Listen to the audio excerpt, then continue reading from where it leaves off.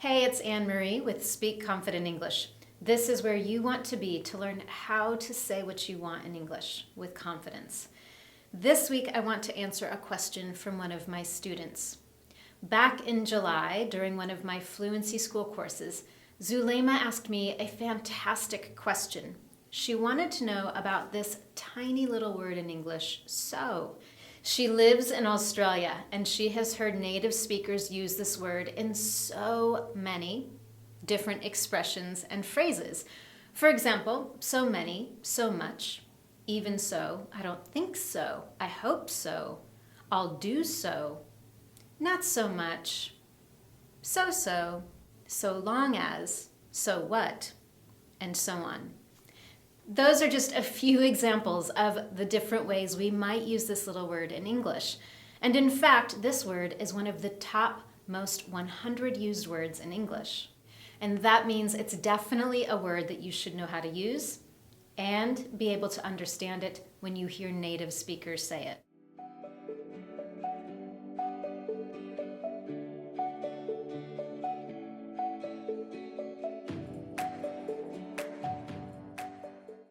In today's lesson, I'm going to share with you several ways that we use the word so and why, so that you can use it in your daily English conversation and do it with confidence. So, number one, we use this word to help us link ideas or transition to a new topic or idea.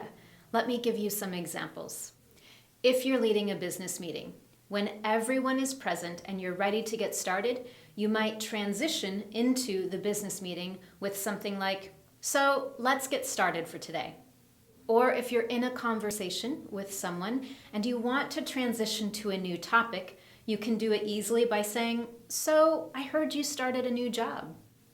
And several weeks ago, I did a lesson on how to answer uncomfortable questions in English. For example, if someone has ever asked you why you're still single or do you have kids, and you're not really comfortable answering that question, a great way to respond is, so could we talk about something else? In all of those examples, I'm using the word so to link ideas or transition to a new topic. The word so is also used when we mean very or to a great extent. For example, you've probably heard someone say, thank you very much, and we also say, thanks so much. Or perhaps you're complaining about a colleague because she's always so late to work. Then, of course, we have so much, so many, so little, and so few. Here are some examples of how we use that every day. I have so much to do at work today and so little time. Or, why were there so few people at the conference? Similarly, we have more so and less so to help us compare things.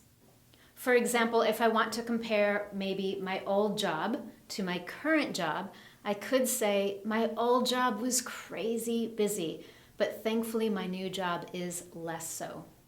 Now, this tiny little word is also super useful for helping us reduce the number of words that we use or avoid repeating words. Here are a few examples.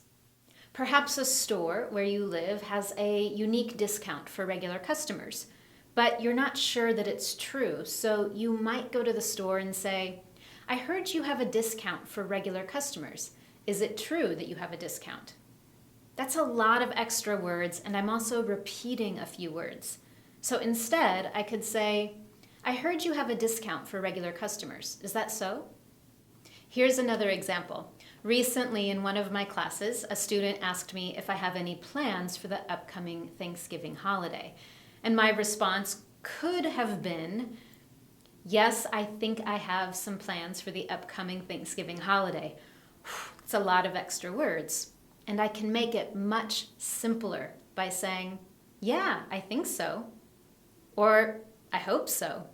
If I asked you if you have any travel plans for next summer, what could you say? You might say, I think so, I hope so, or even, I'm planning to do so. And finally, we can also use the word to emphasize what we're saying. One of the things that I love to say is that's so awesome. It's not just awesome, it's so awesome. I'm emphasizing just how awesome it is. This is similar to using it for very or to a great extent. We can also use it before a negative. For example, in this sentence, he was late to work again. That's so not cool. That's so not cool. I love that expression. It's definitely an informal one. I would not recommend using it with your boss or in a professional email, but it's great with your colleagues and your friends. I'm curious, have you ever had someone do something at work and you thought, oh, that's so not cool? And now you have several different ways that we use this tiny popular word, so, in English, and why we use it. Now, before we get to the practice activity, you've learned a lot of different ways to use this word today.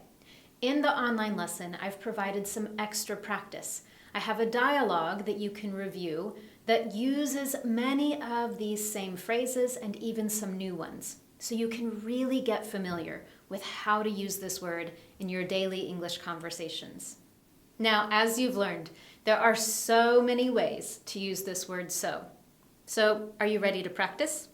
How could you respond to these 3 phrases using the word so in your answer? Number 1, imagine you and I are going to lunch.